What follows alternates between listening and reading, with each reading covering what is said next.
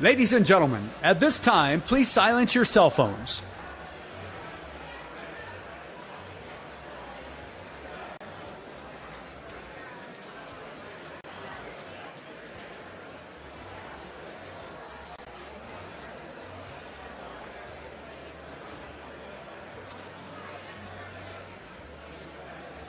Ladies and gentlemen, at this time, please silence your cell phones.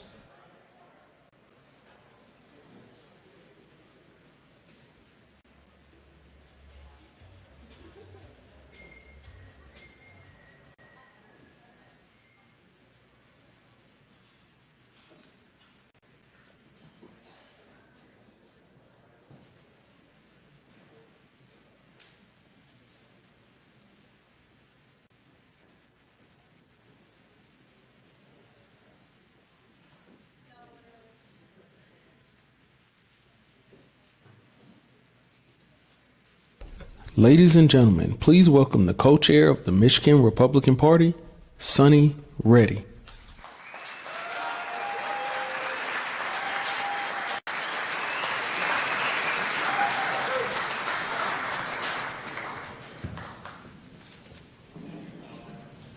Good morning, Michigan. What an incredible energy in this room today. We are proud to welcome our Vice President of the United States, JD Vance, to the great state of Michigan.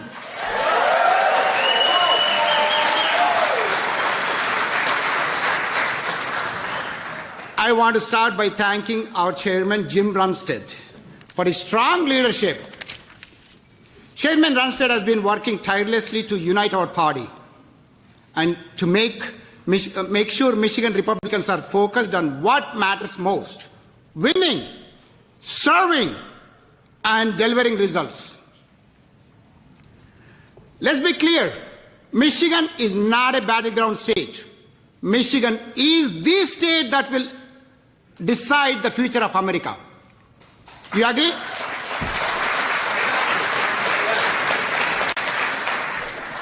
From Detroit to Grand Rapids to Upper Peninsula, families across Michigan saying the same thing: safer communities, better schools, lower costs, leaders who actually listen.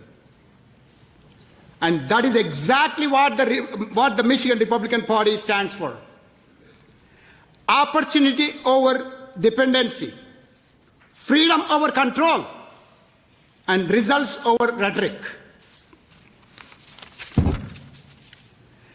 I stand here today, someone who believes deeply in this country. I'm a first-generation American. Came to this country 35 years ago, landed in Detroit with lots of dreams, just forgot to bring my winter clothes. So Michigan taught me right away what I need. I built my business here. I raised my family. And today, I have the honor of serving as a governor of Wayne State University.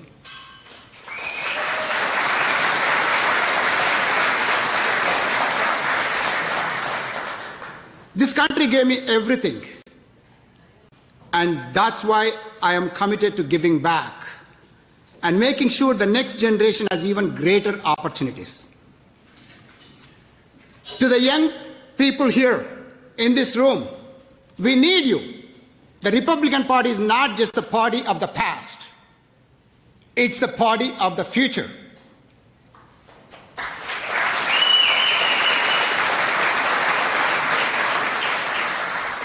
We welcome you. We need your ideas. We need your energy. And most importantly, we want you to lead.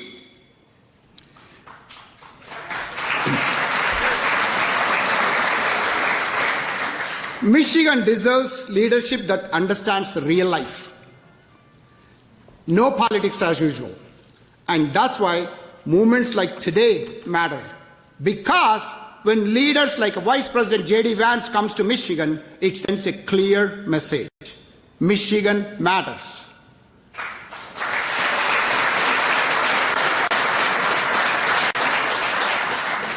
Michigan families matter.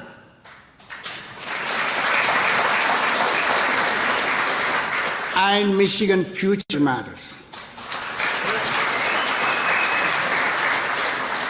Vice President Vance has been a voice for hardworking Americans, people who feel freedom, people who feel forgotten, people who feel ignored, and people who are ready for a change. He understands what it means to fight for opportunity, to speak the truth, and to stand up for this country. So, let's stay united. Let's stay focused. And let's get to work. Because the future of Michigan and the future of America depends on what we do next. Thank you all. Appreciate it. Thank you. Thank you very much.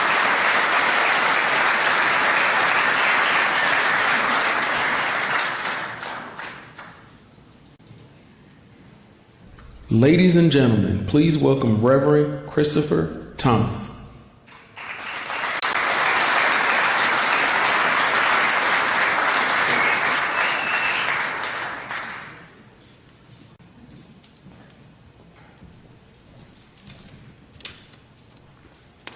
If you're able, please rise for prayer.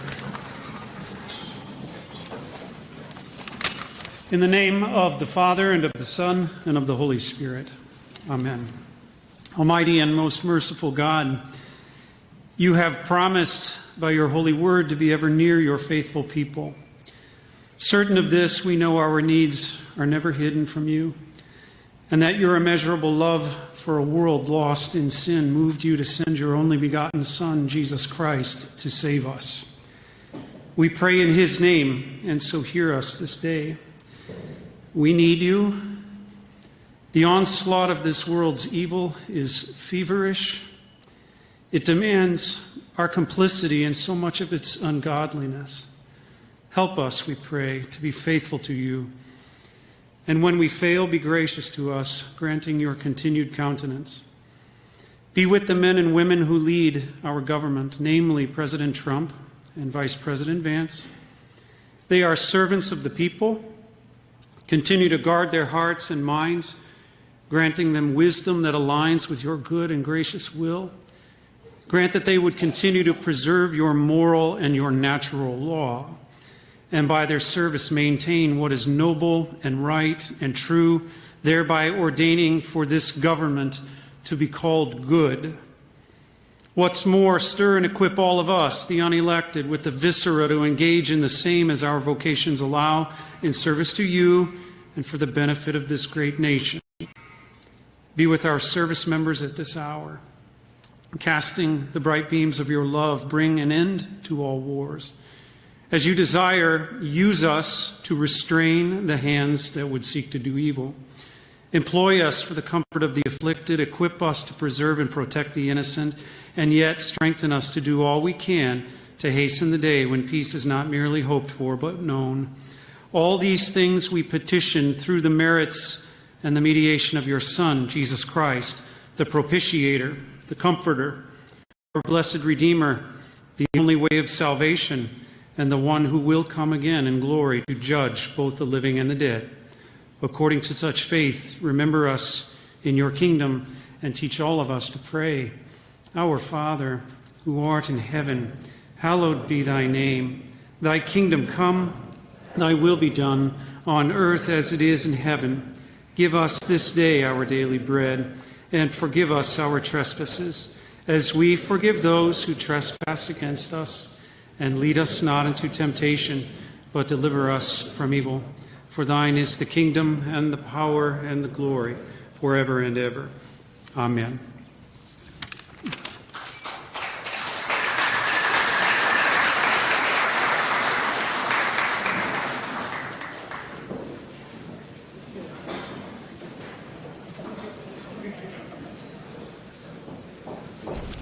Ladies and gentlemen, please welcome Bill Watch.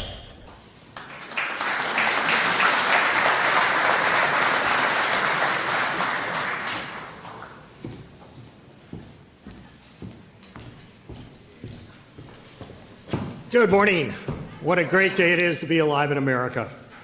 It's my honor today to lead this esteemed group in the Pledge of Allegiance. So would you please rise and face the flag? I pledge allegiance to the flag of the United States of America and to the republic for which it stands, one nation, under God, indivisible, with liberty and justice for all. Thank you very much. God bless America.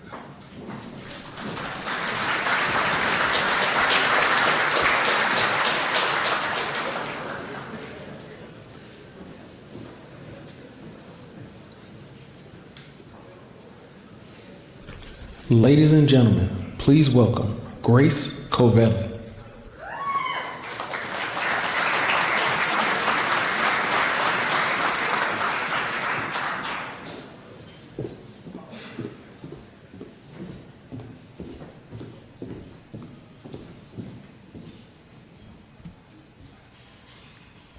Can we rise and stand for the national anthem?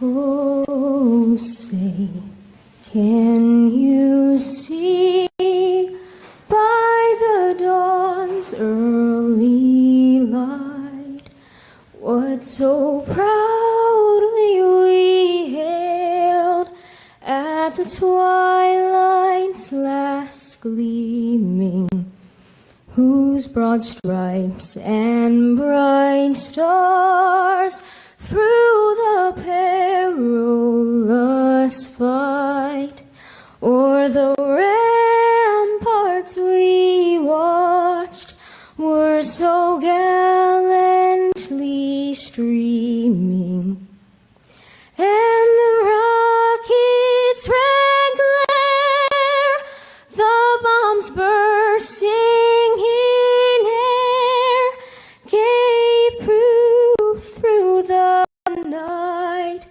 that our flag was still there. Oh, say does that star-spangled banner yet wave o'er the land of the free and the home of the brave?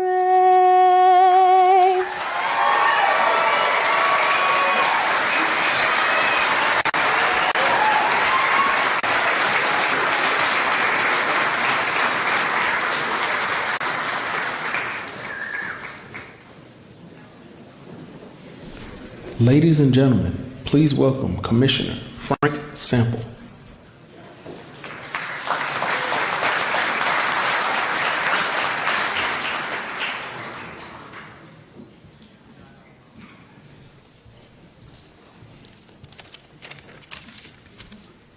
Good morning. I'm proud and thankful to stand in front of you today representing a second-generation family-owned construction company. We've been in business since 1986, and today more than ever, I couldn't be prouder to be an American-owned small business. Thanks to the Trump administration, our company was built on hard work, sacrifice, and the belief in the American dream. And that dream depends on the environment where small businesses are given the opportunity to invest, grow, and succeed. This administration's policies have unlocked those potentials. As a family-owned S corporation, one of the most impactful changes has been the 20% reduction on qualified business income, established in 2018.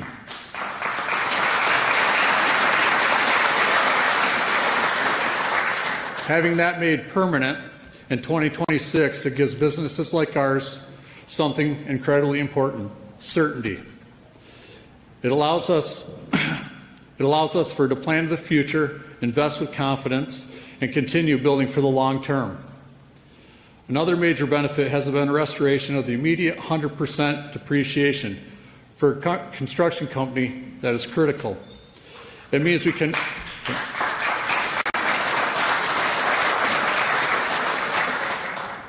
now invest in new equipment that has improved safety, increases efficiency, and keeps us competing without being held back by years of depreciation schedules, time, or resources. Beyond the tax policy, President Trump's administration has renewed investment into American industry and American workers. Jobs in manufacturing that once seemed out of reach are now coming back. There was a time when people questioned whether those jobs would ever return. It didn't take a miracle or a magic wand. It took leadership that believed in American workers. It believed in American first. It believed in American businesses and America First principles. That momentum has had a real impact on the construction industry. We are seeing growth, opportunity, and demand, driven by the belief in American capability and innovation. This growth is producing high-quality jobs and increasing wages.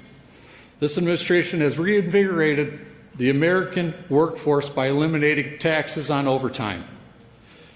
This initiative ensures that the benefits of the extra hard work remain in the pockets of our employees, and also allows us to bring our projects in on time. One of the most important things for any business is owner confidence. Confidence in the direction of the economy, confidence in their leadership, and confidence that the rules won't constantly change. And that is what I and many others have felt, a renewed sense of confidence that American business and American workers are put first. We are at the end of the day, we're not just building projects, we're building communities, supporting families, and contributing to something bigger than ourselves. I'm grateful for the opportunities we've been given. I'm proud of the work that we do, and I'm optimistic about the American future for small business. Thank you very much, and God bless you all, and God bless America.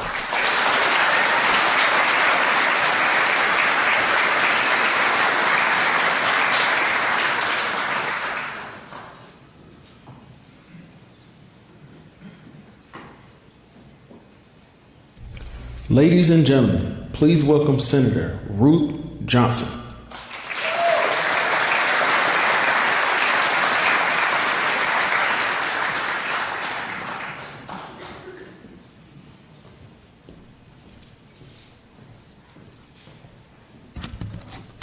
Good morning, Oakland County. It's so good to be here and see you.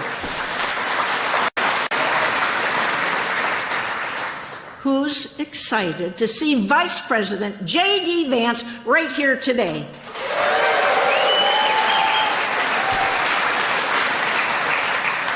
Me too. It's truly an honor to help welcome Vice President JD Vance here today in Michigan. You know, a fun fact about being the Vice President of the United States, you also automatically get to be the President of the United States for the Senate. Now, you may have heard the U.S. Senate is considering some very important legislation. By a show of hands, how many people think the Senate needs to pass the SAVE Act now? I don't know if you saw it, but last night one of the Democratic senators had a sign on the floor, and while the Senate was speaking, incidentally, in Michigan, you're not allowed to have signs on the floor. And this one wasn't even accurate. The sign said, "This bill will stop married women from voting."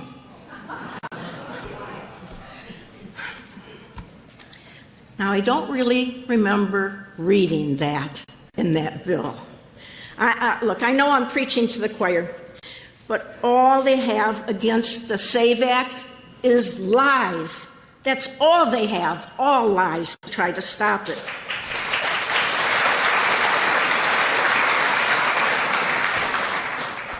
The truth is, 71% of the Democrats support photo ID for voting. 71% of the Democrats. 83% of us support photo ID for voting. It's not partisan. It's about integrity. It's common sense. And thank you for supporting it. I can't tell you how much I appreciate it. As your past Secretary of State, I'm going to ask the women in the audience who are married and did change their name, could you raise your hands if you have a driver's license or state ID with your name on it? All right, keep them up. Now, keep them up. If you plan on voting in November and you're not going to do anything but show your ID, keep your hand up. Exactly. You're good to go. Women already know how to go to the Secretary of State's office with their marriage license and change their name on their ID. They've been doing it since before I was born, and that's a very long time. It's a scare tactic, and that's all they have. People need ID to get a library card to check out a book. Did you know if you want to get a fishing license in Michigan, you need a driver's license or state ID? It's just common sense. It works. Our Secretary of State does not support it. And as a past Secretary of State, I just can't believe it. She does not support photo ID. And incidentally, she is running for governor. Yeah, we can't let this happen. I'm telling you. We also need to make sure that only eligible individuals are voting, and that means verifying that people register to vote as U.S. citizens.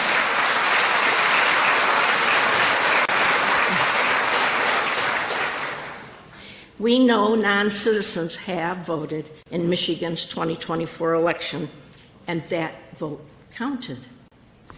You don't have to take my word for it. The same Secretary of State that took my place, that opposes SAVE, found at least 16 of them herself. And she really didn't look very hard.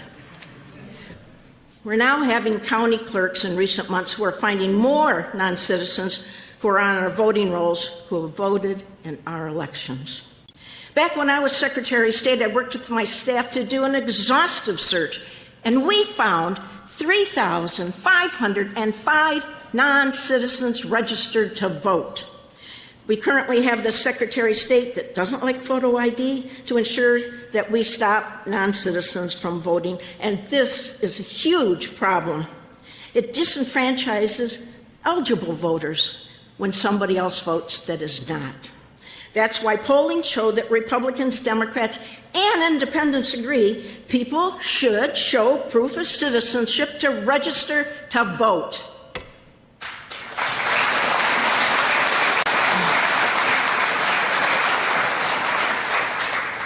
By a show of hands, how many people in this room circulated or signed the Michigan Citizen-Only Voting Initiative petition?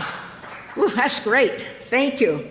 I just want to really thank you very sincerely because each of you has helped put this effort together, and I cannot tell you how important it is to Michigan. We need this Michigan constitutional amendment, which would require proof of citizenship and photo ID to vote in our state. These are the two most important elements of the federal SAVE Act, and this amendment would apply to our local and state elections. 2 weeks ago, with all the help of so many people, we turned in 752,000 signatures to get this on the November ballot. That's the second highest signatures in the history of Michigan. It's amazing.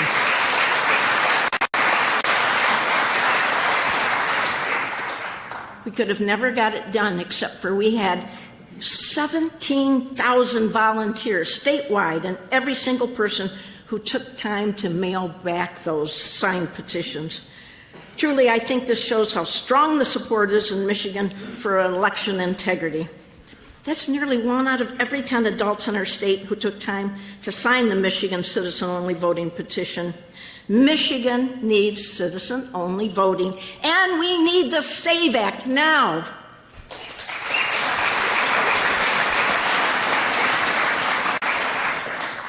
Our country needs Congress to pass SAVE Act and send it to our president, and we need Michigan voters to pass our citizen-only voting amendment this November. I want to thank each of you for being here today.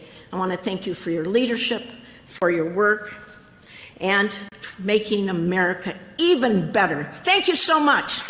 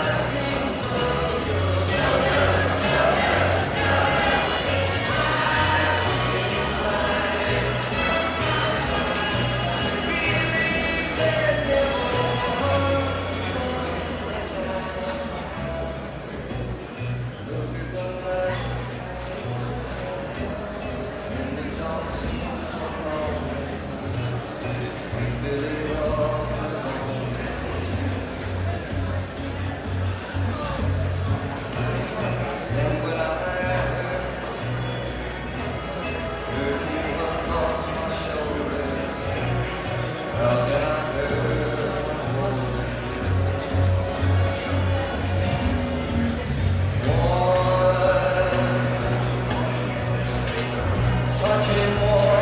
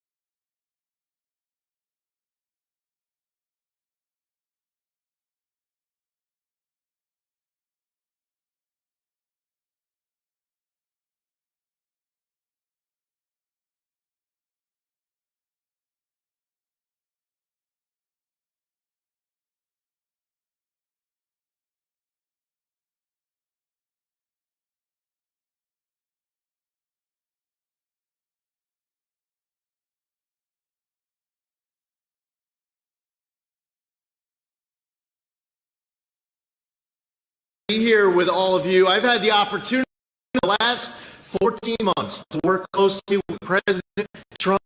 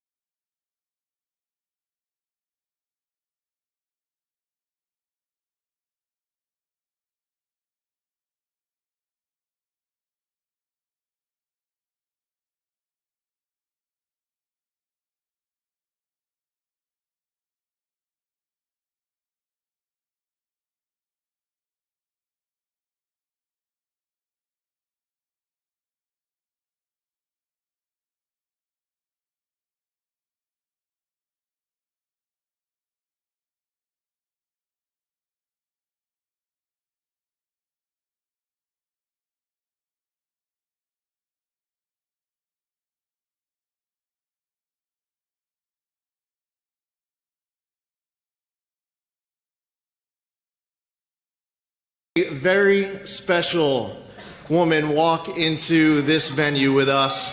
A big round of applause for our amazing Second Lady, Usha Vance.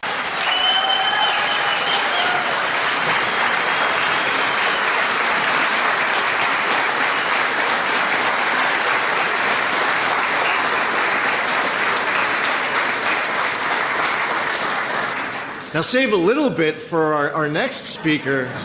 Gosh, I don't know what that's going to result in a home that our city is giving applause, but she's a strong woman, somebody who is a great mother, an amazing spouse, an amazing American, and she happens to be married to my vice president, our vice president, somebody who is a Marine, somebody who is a patriot, a constitutionalist, a defender of our flag and our freedom, somebody who selflessly has served in so many capacities to make this country stronger than it's ever been before.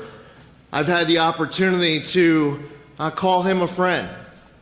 I've gotten the opportunity to see our vice president when the cameras aren't around, when it's the smallest group and setting, but the most important topics. He is serious about policy. He's a workhorse.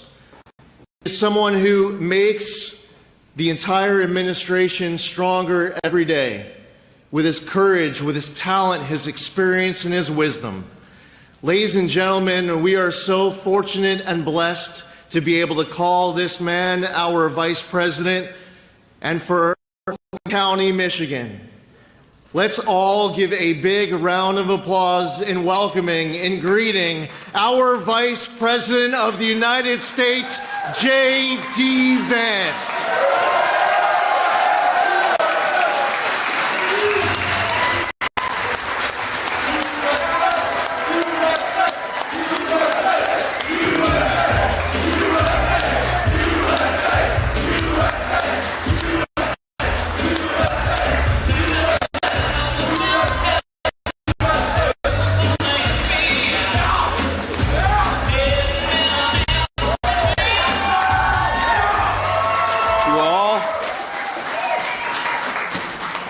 Well, it is great to be back in Auburn County, Michigan, and I got to say, we have an amazing leader at the Environmental Protection Agency in Lee Zeldin, don't we? Lee, you do an amazing job. Let's give him a round of applause.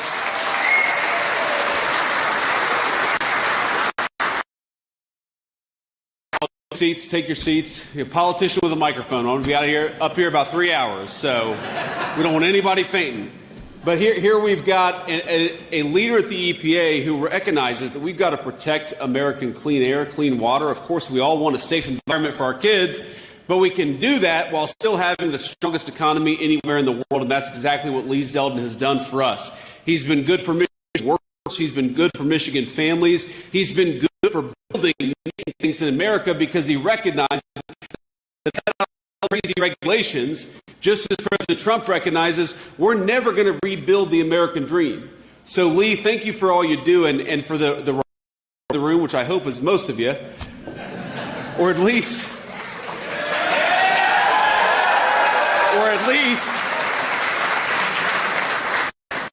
the independent-minded Democrats and independents. Lee is the reason why we have a Republican Speaker of the House right now. Nobody knows that or appreciates that because a couple of years ago, Lee Zeldin was the New York gubernatorial candidate at a time where, of course, it's very hard for a Republican to win the New York governor's race, but he so overperformed and did such a good job in that race that he drug a number of New York congressmen across the finish line. They're in Congress today enacting good policy because Lee Zeldin ran a hell of a race. So thank you, Lee, for everything that you do.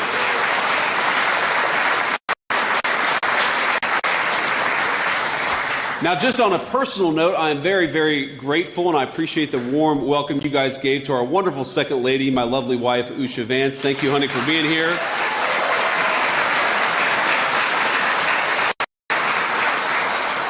Usha is now 22 weeks pregnant with baby number 4, so we're very excited about that.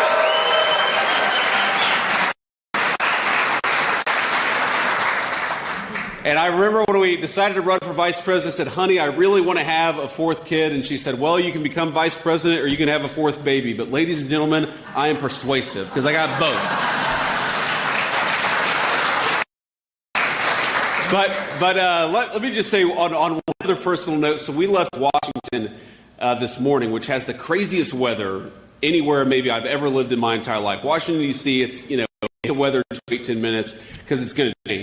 So we get on the plane, and I look at the staff and I say, it is cold in Washington. I hope that we're going someplace warm.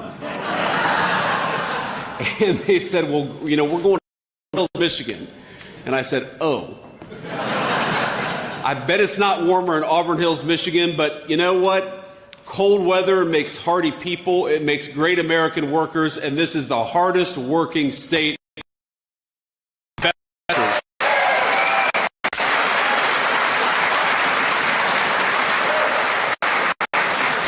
And you all know, as an Ohio State alum, how hard that is for me to say. But I'm gonna give you just a little bit of grief here because, of course, this incredible business that we're in with 100 high-quality American manufacturers doing great things is called Engineering Design Services, Inc. Incorporated, and I met some of the leadership just backstage. And of course, so many of you are the very people who work with your hands, you work with your minds, and you keep this great American renaissance in manufacturing going. The fact that we added over 2,000 manufacturing jobs in this state since Donald Trump became president is a testament you all make possible. Because across the street, we got Fanuc, one of the largest robotics companies anywhere in the world, and everything that you guys do every single day makes it possible for Fanuc to do what they do. And I love that connection. I love that synergy between American workers here and workers on the street. Great robotics so could make things we weren't making 2 years ago. And the reason that has happened is because Donald J. Trump decided that we were jobs overseas. We were sick of shipping American industry overseas. We are going to build right here in Michigan, right here at home, right here in the United States of America, and that's what we've done.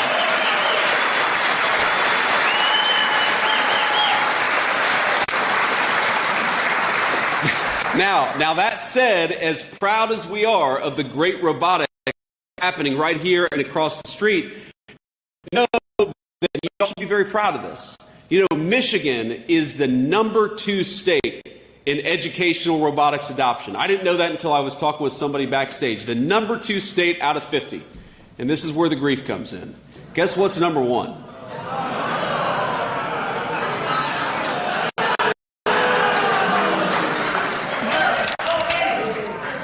Sir, I won't even repeat it because I'm going to get absolutely ran out of town if I say that. But we all know that as much as Michigan and Ohio, we have such a great rivalry. We have that rivalry because these are two of the states that are the proudest when it comes to building things and making things and creating the American dream. And it's why I love this state.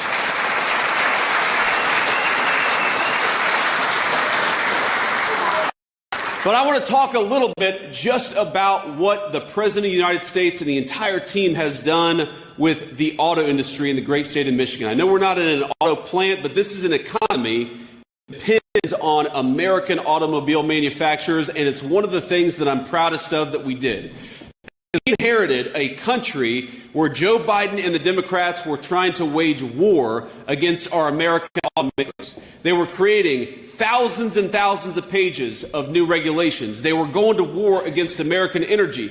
They were trying to force every single person in this country to drive an electric vehicle until about 2 months ago when Donald J. Trump came into the White House and said, you know what, we believe you ought to go to whatever car you want in the United States of America because we want people to choose.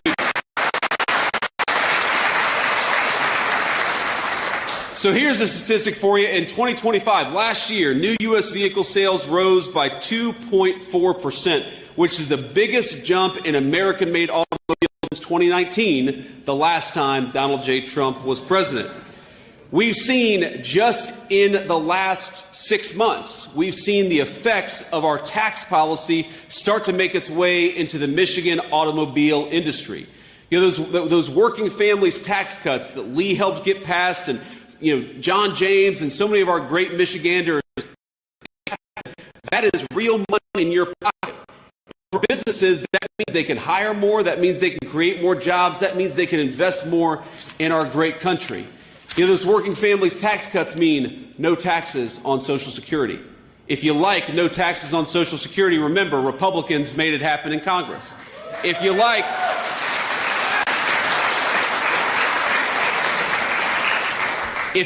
no taxes on overtime, because we've got a lot of great overtime workers just here in this place, you ought to thank a Republican in Congress because congressional Republicans made no taxes on overtime, and Democrats fought us every single step of the way. And if you happen to believe that lowering taxes for people making less than $100,000 a year, and everybody else, by the way, is good policy, then again, we got to remember that it was congressional Republicans that made those victories happen.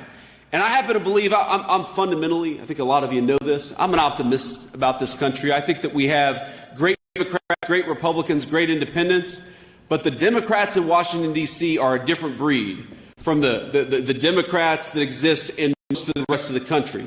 I was raised by two working-class Democrats. They were patriotic. My grandfather was a union steelworker for pretty much his entire life. I don't understand the Democrat Party of Hakeem Jeffries and Chuck Schumer and Nancy Pelosi, because they don't celebrate American victories. They don't vote for lower taxes for American workers. They don't seem to be happy when America is doing well. And fundamentally, the reason I'm here is to get us to remember we've got an election. It seems like it's very far off. But the reality is, in just about 6 months, you're going to be asked to go to the polls. You're going to be presented a question.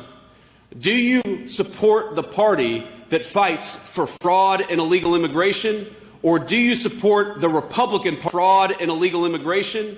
Or do you support the Republican Party that fights for you, for lower taxes, and for good jobs right here in Michigan?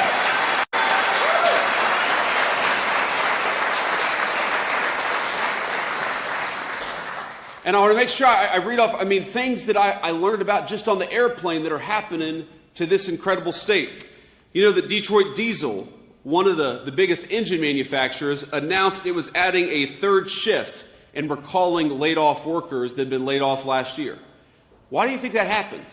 That happens for two reasons. Because we've got tax policies that promote the investment in the American worker, and because the President of the United States, for the first time in my entire lifetime, was willing to say to the rest of the world, you're done poaching our industry, you're done poaching our jobs. If you want to build right here in the United States of America, you get a big fat tax cut. But if you're trying to undercut the wages of American workers and bring in cheap garbage from overseas, you're going to get a big fat tax increase, because we're protecting our workers and we're protecting the jobs that support them.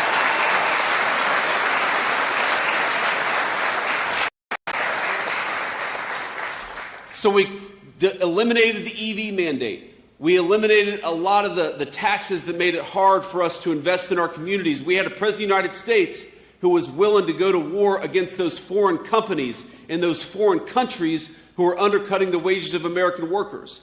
And that is how you get the results that we have seen just over the last 14 months. And I'll tell you, because I see him every day, I talked to him this morning before I hit the road to come to Michigan, the President of the United States is proud of this record, but he is more impatient than any person I have ever met. One of the things I love about him is he will constantly tell Lee, me, the entire economic team, will say, let's celebrate our achievements, of course, but what have we done today? What have we done in the last week? What have we done in the last month to keep this progress going? Now, there's a statistic I'm going to toss out at you, but I think all of you have felt this statistic in your hearts. Because under the Biden administration, the average American worker lost $3,000 in take-home pay. That was a combination of two things: higher prices, that terrible inflation problem that we had under Joe Biden's leadership, but it was also because of higher taxes. So every single one of us, we got about an average of $3,000 poorer while Joe Biden and the Democrats ran Washington, D.C. That is a very, very bad statistic. Now, the good news is, over the last 14 months under Donald Trump's leadership, the average American has actually increased their take-home pay by about $1,400. Now, that's a good thing. That $1,400 is money in your pocket. But what it also means is that a lot of our families are still struggling because of that terrible hole that Joe Biden and the Democrats put us in. And for so many of us, the question in November is going to be very simply, do we support the people who made us hundreds and hundreds of dollars richer, or do we support the people who made us hundreds and hundreds of dollars poorer? Let's support the people who made us richer, more prosperous, and more secure, and that's the congressional leader of Washington, D.C.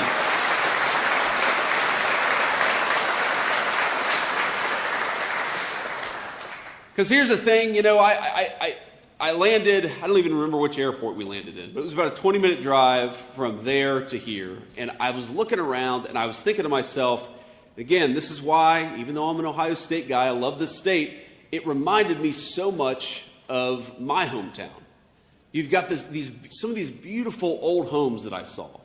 Places that are harken back to an era of American greatness when we built these beautiful buildings.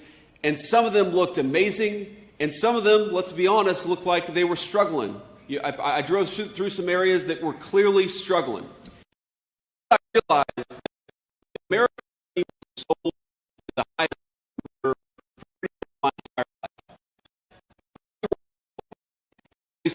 Everybody, whether it was on Wall Street or a foreign company or foreign competitor, we were going to sell out the American dream of the people right in this room so that somebody could make a quick buck, or so that some foreign competitor or some foreign country could get rich off of the infrastructure that the United States of America had built over 250 proud years. And what I realized driving through this area is that the American Renaissance, ladies and gentlemen, $1,200 richer in 14 months is a lot, but there is so much more that we can do together.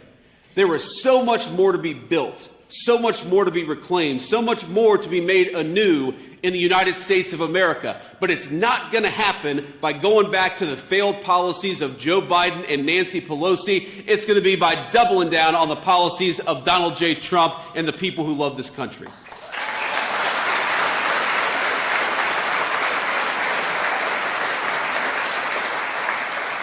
In the same way that the American dream wasn't sold out in 1 year, it's going to take us longer to rebuild it.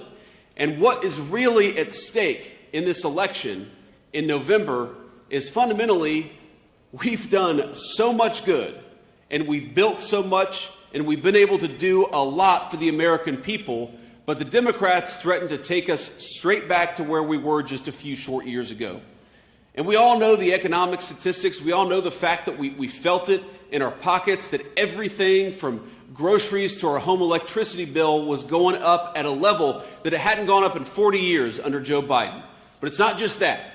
Because the American dream, my friends, as you all know, it's not just about going out and being able to buy something, as important as that is. It's not just about the economics, the dollars and cents, though of course we demand that our citizens become more prosperous.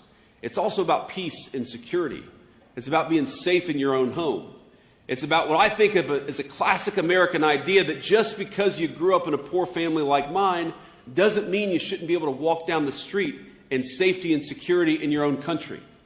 And that is what Joe Biden and his leadership and Nancy Pelosi and all these clowns in Washington, that is the thing that they tried to take away the most from us. Where do you think the fentanyl that flooded our streets and killed hundreds of thousands of our citizens came from? It came from Joe Biden's wide open border. Where do you think the highest crime rates, the highest murder rates came from during that administration? They came from the fact that we went to war on the police rather than on the criminals who committed crimes. Where do you think the fact that we had elevated murder rates, not just in our big cities, but in our small towns, because we let in hundreds of thousands of violent criminals into the United States of America? So when I talk about the American dream, I mean, number one, that I want you to have a good job that pays you a good wage, that allows you to put food on the table, but also take a couple of nice vacations every year. But what I also mean is that we need to get the people who are making our cities less safe the hell out of our country and focus on American citizens first.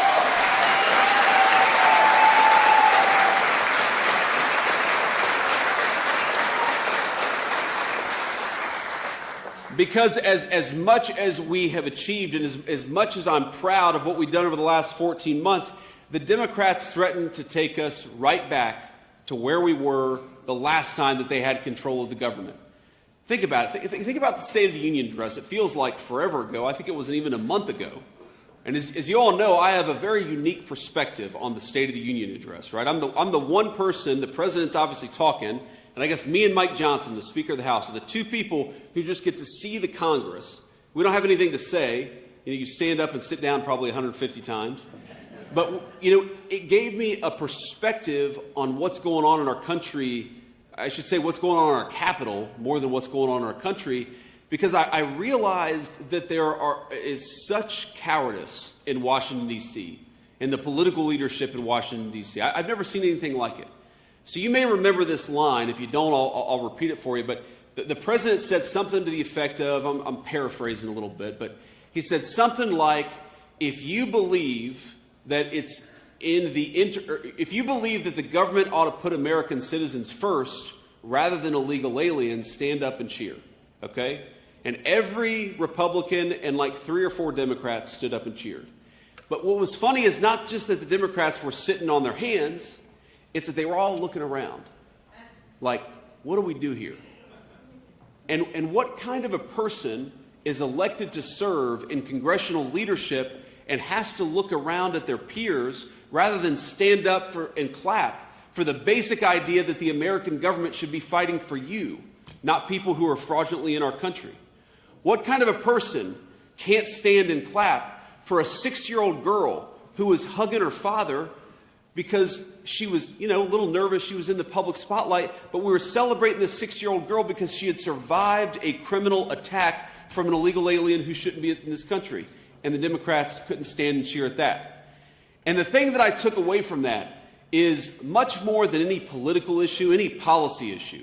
I can stand up here and proudly say that we shut the border, we lowered your taxes, and we have the lowest murder rate on history. And that is something I'm very proud of.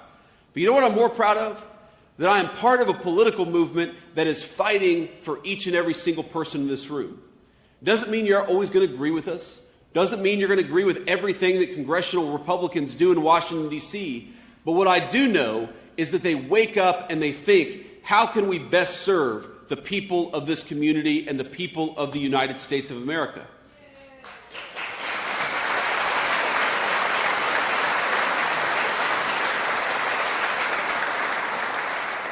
And that is the biggest dividing line, and it breaks my heart to say it. The biggest dividing line in our politics is not tax policy or regulatory policy or even immigration as much as you and I care about all these things.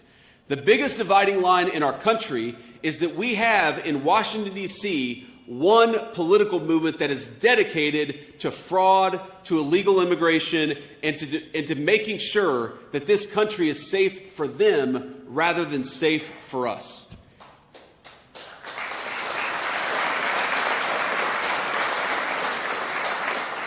I really would. I would love to live in a country where when the President of the United States says it is the duty of the American government to look after American citizens first, for everybody, Democrat and Republican, to stand up and cheer.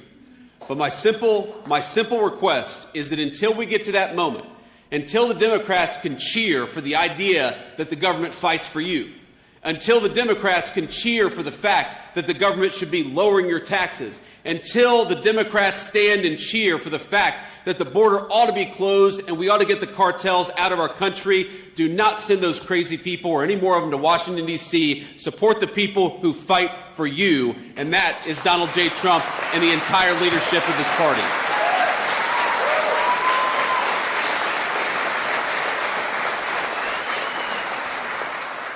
Okay, so I've said everything, or at least most of what I want to say here, but I want to just give I want to give one note of shout out to our fellow Americans in this community who have suffered a little bit in the last couple of weeks, and then I'll take some questions from the reporters. So I believe we're only about a half an hour or so away from the facility Temple Israel, the synagogue that was attacked by a terrorist not even a week ago, I believe. And I think that all of us ought to keep these folks in our prayers, because when something happens to any member of our American family, and this particular incident happened to Jewish members of our American family, it is something that all of us have to stand up and say, it's disgusting, it's unacceptable, and we're not going to tolerate in the United States of America.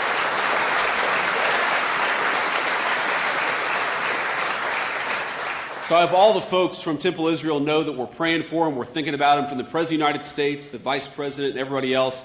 And we're proud of how you've handled this particular situation, because it is tough. In particular, there was a police veteran who was a security guard by the name of Danny Phillips. And Danny Phillips was one of the heroes that day. He was injured protecting the people in that community. And I hope all of us will give a big round of applause and a prayer to Danny Phillips. He's the very best of this country, and sometimes you see the very best on our worst days.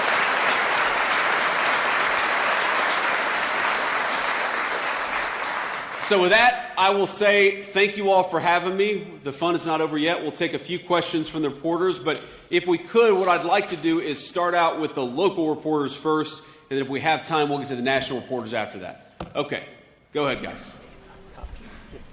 Hi, Mr. Vice President. Brett Cast with WXYZ here in Detroit. Thank you for taking questions. We're seeing gas prices here climbing at home, in particular here in Metro Detroit with what's going on with Iran and the impacts in the Strait of Hormuz. What is the administration doing to help keep gas prices down, and where do you see gas prices going here in the near future? Well, the President of the United States has been crystal clear about this. Look, gas prices are up, and we know they're up, and we know that people are hurting because of it, and we're doing everything that we can to ensure that they stay lower. I will say, the President said this, and I certainly agree with it. This is a temporary blip, okay? What happened under the Biden administration is that gas prices were high for 4 years.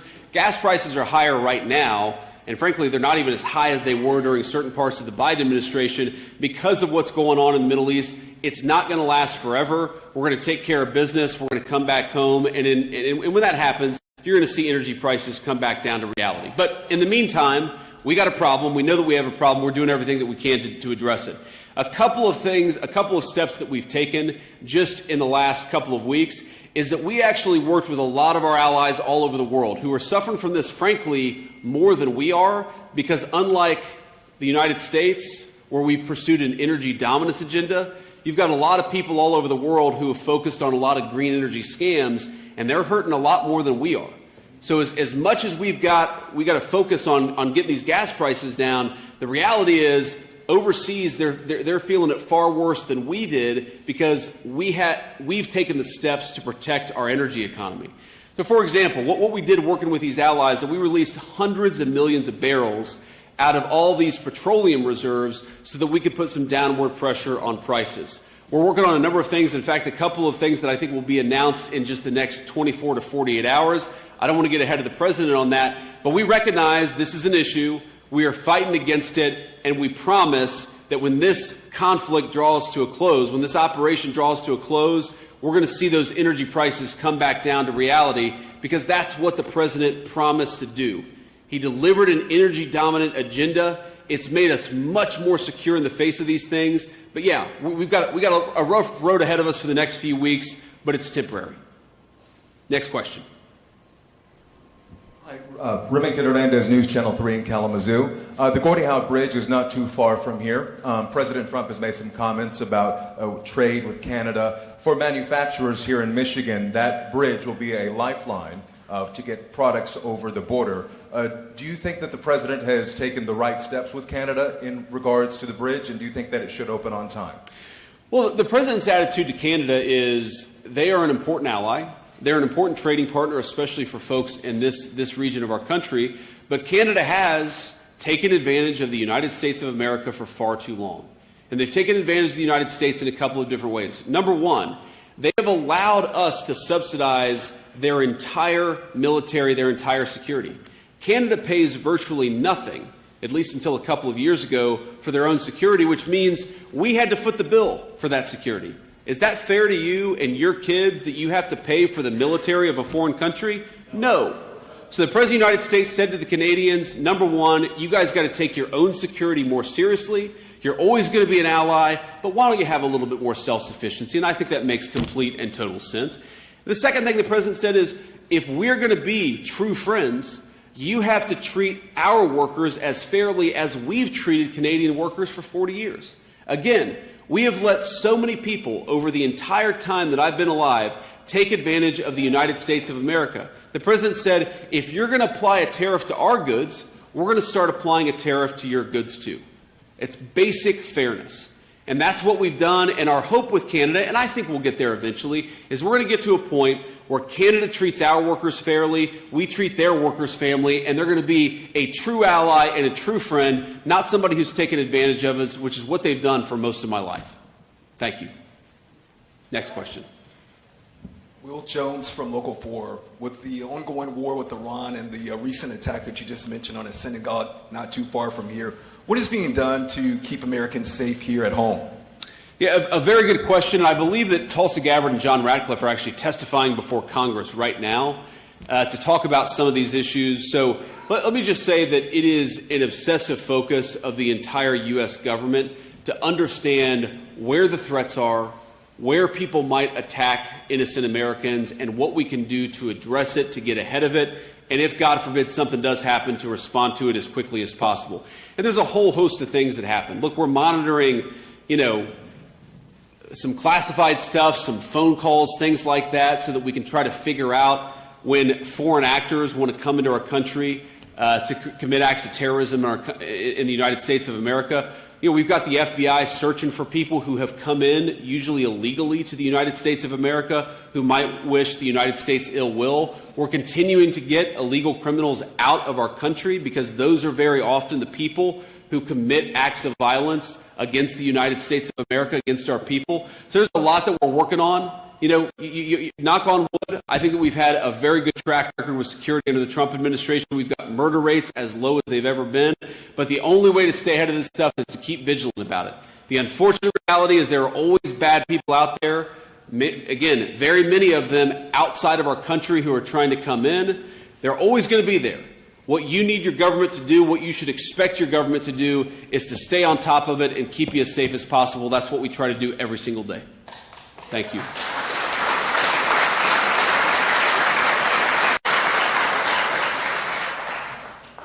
Colin Jackson, Michigan Public Radio Network. We're seeing ICE expanding its presence in southeast Michigan with developments in near the airport in Romulus and office spaces in Southfield. And I'm wondering what words you would have to say to community members who may be concerned that this might lead to an increase in aggressive immigration tactics like we've seen in Minnesota or Chicago. Well, what I'd say is that ICE is a very simple job, and it's not just ICE, it's the entire federal government, law enforcement agencies, the various three-letter agencies that exist within the federal government. It's to make people safe. And ICE in particular is trying to get violent criminals out of the United States of America. People who have no legal right to be in the United States of America, the best thing they could do is just go home voluntarily. That would be the easiest thing. And I always find it a little bit weird when congressional Democrats or others say, how dare you, and then the thing that they're so offended by is that we're getting illegal aliens, many of them with criminal records, out of our country. How dare we? That's exactly what we should be doing. That's what we promised we would do when the American people elected Donald J. Trump president of the United States, to protect the American people. You heard the last questioner, asking justifiably about how we're keeping people safe. One of the ways that we keep people safe is by making sure bad people are outside of our country rather than inside of our country. And if they're inside of our country, inside of a jail cell, which is where they should be.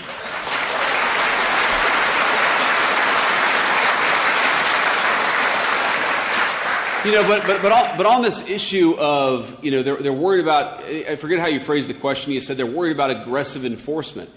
We have had ICE and immigration enforcement operating in 50 states, in red states and in blue states, in very, very blue cities and very, very red cities, without any incident.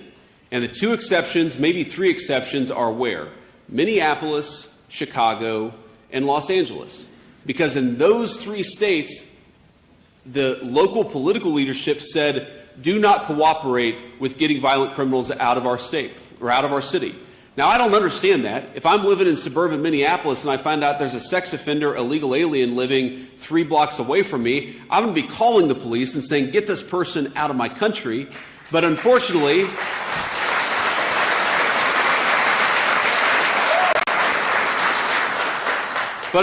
you've had some governors and a couple of mayors who have said they're going to do everything possible to create civil strife by blocking immigration enforcement. What I would ask people in town to do, what I'd ask everybody in these communities to do, is just tell your local leadership that you want them to cooperate with getting bad people out of the United States of America. So long as we've got the cooperation and so long as we're working as a team, the chaos that you see in Minneapolis, it's not going to happen. It only happens when you've got broken and dysfunctional political leadership that tries to stop us from doing our jobs.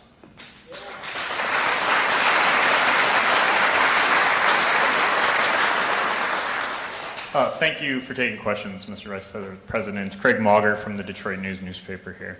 There's a lot of concern and talk in Michigan right now ahead of this pivotal midterm election that the federal government might somehow intervene in the administration of the election here in this state. Do you have any promises that you would make that the federal government will not intervene in any way in this election, or what would you tell people in Michigan who are concerned about that? Well, what do you mean by the federal government intervening in the election? That's the first I've ever heard of it, but maybe I don't understand your question. I believe the president has talked about nationalizing elections in recent months himself. It's state. Well, if what you mean by intervening in the election is that we want everybody to have a voter ID before voting in this country, yes, we should be doing that, to be clear.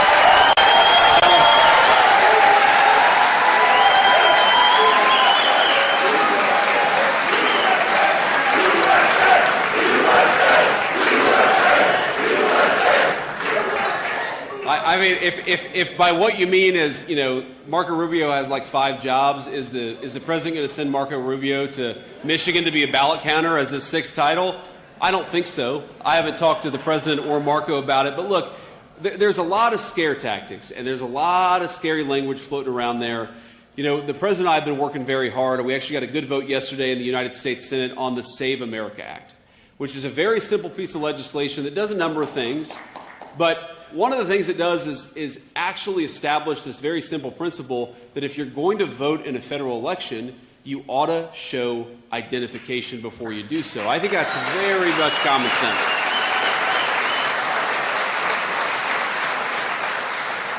So no, we don't want to intervene in elections, but we certainly want to make elections safe and secure. Number one, because we want to make sure that the will of the voters is actually recognized and respected. But think about this. We've got, I don't know how many people, a lot of people in this room. Let's say for every single person here, an illegal alien shows up and votes in a Michigan election. That isn't just fraudulent, and that isn't just illegal. That steals your right to vote away from you, because then your vote counts for less. If you believe, as I do, that the American people are sovereign in their own country, then you have to believe that their vote should be protected, and the only way to fully protect their vote is to prevent fraudsters from coming and voting in American elections.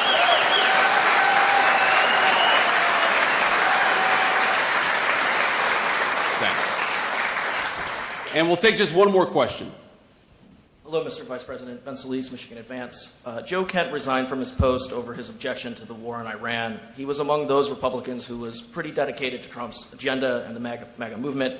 So how does his exit speak to the fracture of that coalition over the war? And what can you say to those who deeply believe in the president's agenda but are really worried about the consequences of what the war in Iran holds? Well, look, I mean, the president has said this, I've said this, nobody likes war. Right? And I guarantee the President of the United States is not interested in getting us, in the kind of long-term quagmires that we've seen in years past. I know the president. I know the way that he thinks about America's national security. That is not a risk with this president at all. What he has also said consistently for 10, 15 years, maybe even longer, is Iran cannot have a nuclear weapon, and he's willing to take action, diplomatic, ideally, but military action if he has to make sure that that doesn't happen. That's all this is about. We don't want the Iranians to have a nuclear weapon. The president's been clear about this, and that's what led to the president's decision of, about 3 weeks ago. Now, you ask about Joe Kent. Now, I know Joe Kent a little bit. I like Joe Kent. You heard the President of the United States say yesterday that he likes Joe Kent, too. But it's one thing to have a disagreement of opinion. I know the president very well. He welcomes differences of opinion. He likes it when people express their views about what should happen. He listens to everybody. It's one of the great things I like about him is that whether you're the gardener at Mar-a-Lago or whether you're the Secretary of the State, the president cares about what you think about an issue. He recognizes that everybody has smarts and everybody has wisdom. That said, whatever your view is, when the President of the United States makes a decision, it's your job to help make that decision as effective and successful as possible. And so the president said this yesterday, if you are on the team and you can't help implement the decisions of his administration, he has the right to make those decisions, then it's a good thing for you to resign. And I think that's exactly right. It's fine to disagree. But once the president makes a decision, it's up to everybody who serves in his administration to make it as successful as possible. That's how I do my job, and I think that's how everybody in the administration should do their job, too.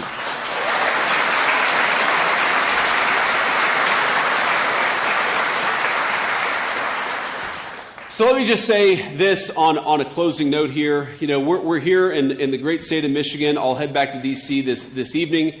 But I just want to say that I know that you guys are the people who actually make this country run.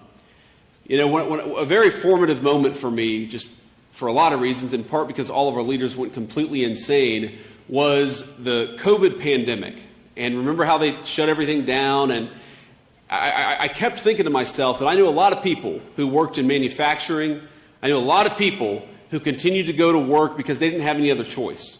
And frankly, while the United States of America would do just fine with a few fewer people on Wall Street on Microsoft Excel, America doesn't do fine at all if our manufacturers and the people who build and make things don't show up for work and make sure that America has the stuff that it needs.